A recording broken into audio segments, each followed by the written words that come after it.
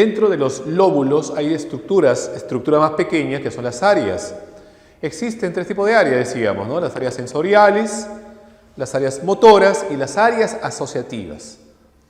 Las áreas sensoriales, su nombre lo dice, sensorial es sensorio, son áreas especializadas en recepcionar información de los sentidos, procesarlas, ¿no? Y las áreas motoras son áreas encargadas del movimiento y postura del cuerpo, y las áreas asociativas son áreas que participan en las funciones mentales superiores. ¿Ok? Vamos a ver las principales áreas cerebrales que se encuentran dentro de los respectivos lóbulos, ¿no? Del cerebro. Por ejemplo, dentro del lóbulo frontal, decimos que el frontal se encarga del movimiento y del lenguaje. Dentro del lóbulo frontal encontramos áreas especializadas en movimiento y lenguaje. Por ejemplo, está el área motora primaria, también llamada homúnculo motor de Penfield. Así se le conoce al área motora primaria. Homúnculo motor de Penfield. ¿Por qué? Porque cualquier movimiento, cualquier parte de tu cuerpo está localizada en esa estructura, en esa área, el área motora primaria del lóbulo frontal. Más o menos está por acá. Se conoce con el nombre de área 4.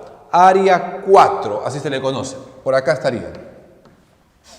El área motora primaria se encarga del movimiento de cualquier parte de tu cuerpo, el movimiento voluntario, de la punta de tu dedo gordo hasta, obviamente, hasta la, ¿no? Una lesión en la área primaria produce parálisis general del organismo. Encontramos también el área 6, el área premotora. Por acá más o menos estaría el área 6, el área premotora. ¿Por qué pongo números? Profe, ¿por qué los números? Porque los números, según la citoarquitectura de Brodmann identifica 52 tipos de áreas cerebrales y le pone pues un nombre a cada área. Entonces llamó al área 4, el área motora. Al área motora le llamó área 4. Al área premotora le llamó área 6. ¿Ok? Por acá estaría también el área 8, que no le he puesto. El área 8 se encarga de los movimientos de tus ojos. El área 6, el área premotora, participa en la coordinación de los movimientos de tus manos y de los ojos. Y tiene que ver también con movimientos aprendidos, por ejemplo, un arte marcial, por ejemplo, área premotora.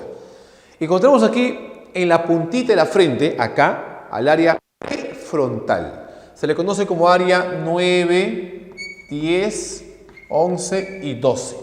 El área 9, 10, 11 y 12 es el área prefrontal, encargada de los procesos mentales superiores. Por ejemplo, el juicio, la planificación, la toma de decisiones, el sentido común, el control de tu personalidad, ¿ok? El pudor, la vergüenza. ¿Por qué uno, por ejemplo, no se quita la ropa en la calle? El miedo, pudor. ¿Quién lo controla?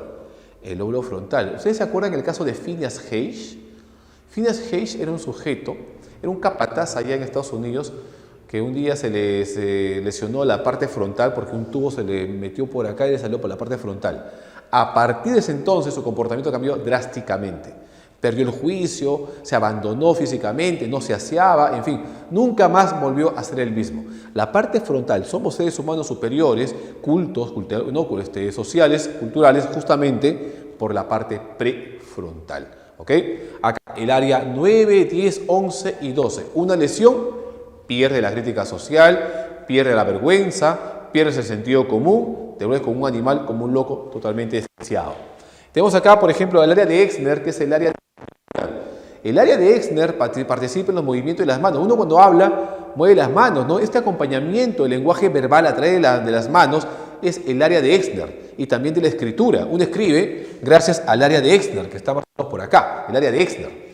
El área de Exner es el lenguaje no verbal, el lenguaje de las manos y de la escritura.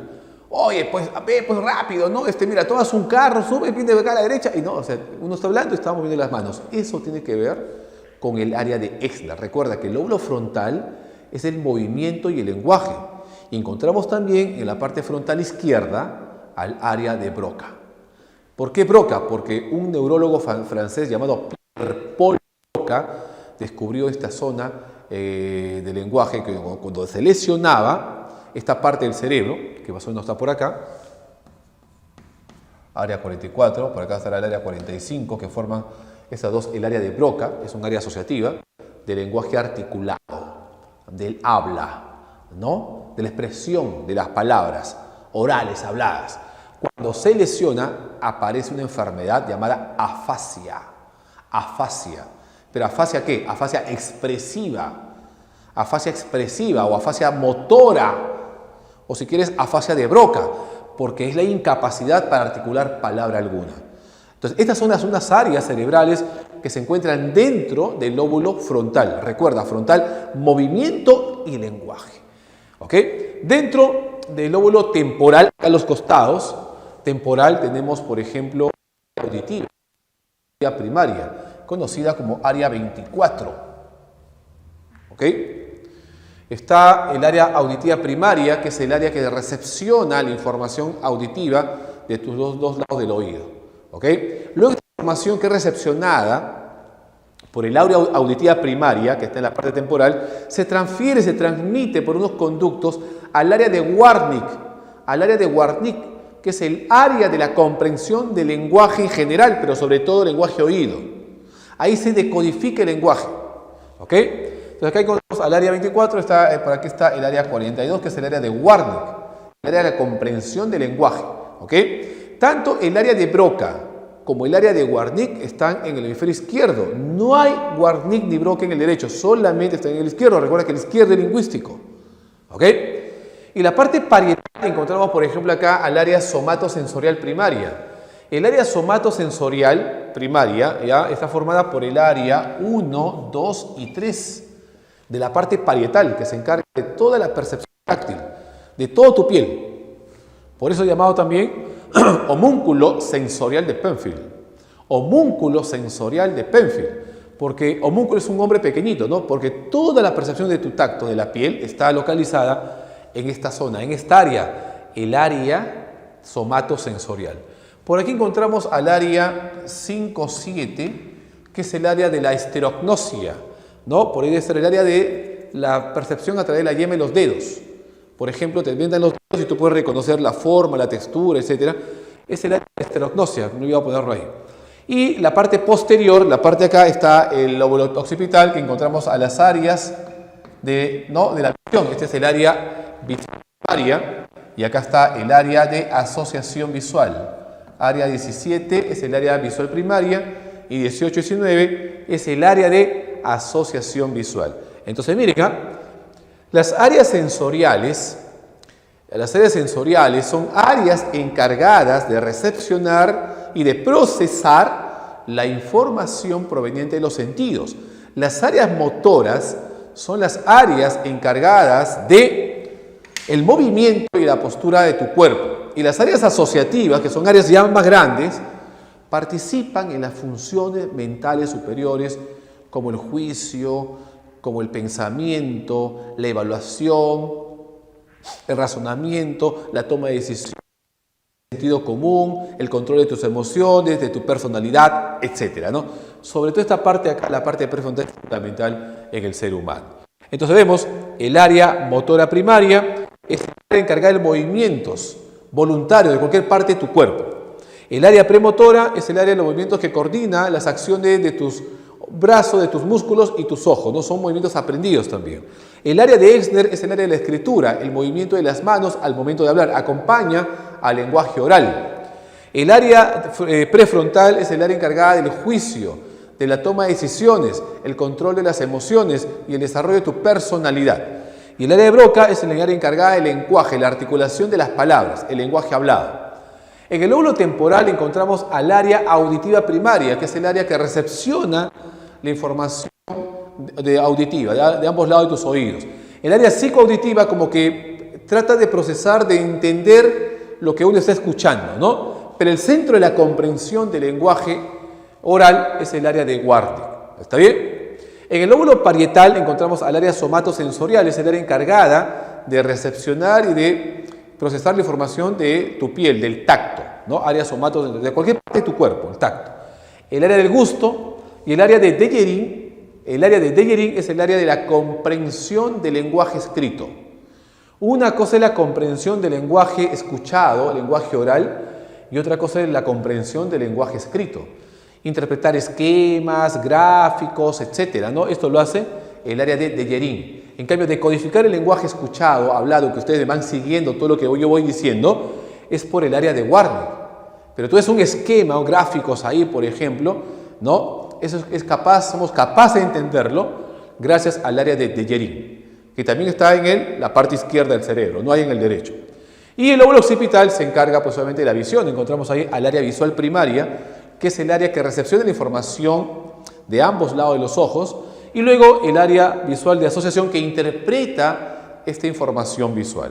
¿Ok? Entonces decimos que la parte externa, la parte visible del cerebro es la corteza. Y en la corteza encontramos dos hemisferios, izquierdo y derecho. Izquierdo y derecho. El izquierdo se encarga de las matemáticas, del lenguaje. El derecho es artístico creativo. Y dentro de los hemisferios hay lóbulos, frontal, temporal, parietal y occipital. Y dentro de los lóbulos hay áreas. Y existen tres tipos de áreas, sensoriales, motoras y asociativas. ¿Ok? En la parte ya más posterior, un poquito más abajo del lóbulo occipital, encontramos pues obviamente al cerebelo. El cerebelo se encarga del control del equilibrio, de la coordinación de movimiento. Manejas tu bicicleta, malabares, cerebelo. Y el tono muscular, que tus músculos mantengan su dureza, su firmeza. Eso lo controla el cerebelo. ¿Ok? En la parte anterior e inferior, ¿ya?, está el tronco cerebral, o también llamada médula oblongada, o médula oblonga, más conocido como tronco cerebral o tronco encefálico. Pero en algunos libros pueden decir médula oblonga, médula oblongada, se trata del tronco cerebral en la parte posterior. Ahí MacLean lo llamaba cerebro reptil, ¿se acuerdan? Cerebro reptil, ¿no? Esta parte se encarga obviamente de funciones vitales, funciones vegetativas, la circulación, la respiración, la digestión, el ritmo cardíaco, todo está ahí, ¿no? Entonces vemos que el tronco cerebral hay una estructura formada por muchas neuronas que forman un sistema que es la formación reticular. Dentro de esta formación reticular encontramos al SARA, por sus siglas, ¿no? Por sus siglas. SARA significa Sistema Activador Reticular Ascendente. Sistema Activador Reticular Ascendente. Sistema Activador Reticular Ascendente. O sea, es una estructura que sale de acá del tronco encefálico y se proyecta hacia arriba, hacia la corteza. Manda mensajes electroquímicos hacia la corteza y te mantiene vigilante, atento, consciente, trabajando, escuchando, activo. Cuando disminuye un poco el impulso nervioso, te fatigas, te relajas. Y cuando disminuye más, te duermes. ¿Ok?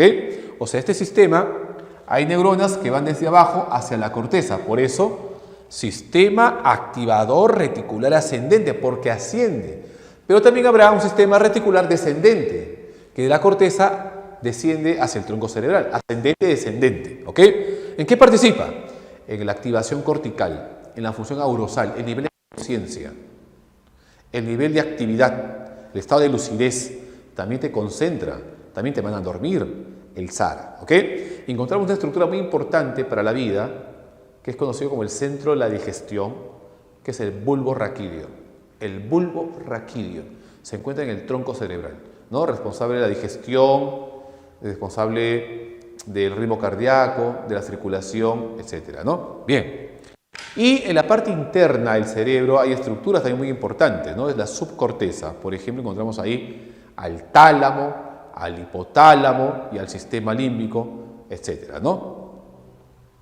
Bien, hemos hablado de la corteza cerebral, la parte externa, la parte visible, pero en el interior también hay estructuras muy importantes, ¿no?, que regulan el comportamiento. Por ejemplo, tenemos ya el tálamo. El tálamo es conocida, ¿no?, como el centro de relevo sensorial. Así se le conoce, centro de relevo sensorial. ¿Por qué, profe? ¿Por qué centro de relevo sensorial o también llamado centro de la integración sensorial? Porque toda la información de los sentidos, de la vista, del oído, del tacto, del olfato, del gusto, llega primero al tálamo, que es el centro de relevo. Es como que alguien te da la información a ti y tú te encargas de llevarlo y distribuirlo a su área correspondiente. Eso es el tálamo. El tálamo se encarga de recepcionar primero la información de los sentidos. Toda información sensorial primero llega al tálamo, todo menos el olfato. Y el tálamo luego se encarga de llevarlo a su área correspondiente. La información de la vista, antes de llegar a la parte occipital, primero llega al tálamo. Y luego el tálamo se encarga de llevarlo al lóbulo occipital. La información del oído primero llega al tálamo y luego el tálamo se encarga de llevar la información al lóbulo temporal. Toda información de los sentidos primero pasa por el tálamo, menos el olfato. El olfato va directamente a su área, al lóbulo temporal, en una zona del olfato que es el rinencéfalo. Rinencéfalo. Está en el lóbulo temporal. Toda información sensorial primero pasa por el tálamo, menos el olfato. Por eso, centro de relevo sensorial, centro de integración transsensorial, ¿no? Llamada también, así de manera pues media coloquial, ¿no? La secretaria del cerebro. Así le conocen al tálamo, la secretaria. Y el hipotálamo es una estructura mucho más pequeña, ya que el tálamo, pero se encarga de controla el sistema nervioso autónomo, controla el sistema límbico, controla la hipófisis y mantiene en equilibrio al organismo corporal. Por eso, llamada reloj biológico. Controla el ritmo circadiano. ¿Está bien? Es decir, tu ritmo biológico, el hambre, ¿no? A tal hora te acuestas, a tal hora te duermes, la menstruación en el caso de las mujeres, ¿qué más? La temperatura, ¿no? Todo eso, el hambre, la sed, ¿no? Todo esto regula justamente el hipotálamo. Y está en la parte interna también, al tálamo y al hipotálamo lo llaman diencéfalo. Diencéfalo. Tálamo y hipotálamo forman el diencéfalo, que está en la subcorteza, en el interior del cerebro. Y está el sistema límbico, conocido antiguamente como circuito de Papez, o también lo llaman cerebro visceral o cerebro emocional, porque aquí están las emociones. Te presento a la amígdala, el centro de la emoción, el centro del miedo. Por ejemplo, vas a estudiar y ves un montón de libros. ¿Qué haces? No estudias porque tienes miedo. Tu amígdala se asusta viendo tantos libros, tanta información que tengo que estudiar. Mejor lo dejo ahí. La amígdala es responsable de las emociones primarias, como el miedo y la ira. Si yo te estimulo eléctricamente la amígdala cerebral, no de acá, sino el cerebro, al tamaño de una uñita, te produzco una agresividad depredatoria, destructiva, violenta. Y si yo te extirpo, te saco la amígdala, te produzco indiferencia total, mansedumbre. Eres una persona sin emociones, como un robot. Nada te molesta, nada te entusiasma, nada te gusta, totalmente así, ¿no? Hermético, totalmente embotado de todo. La amígdala, el centro de las emociones.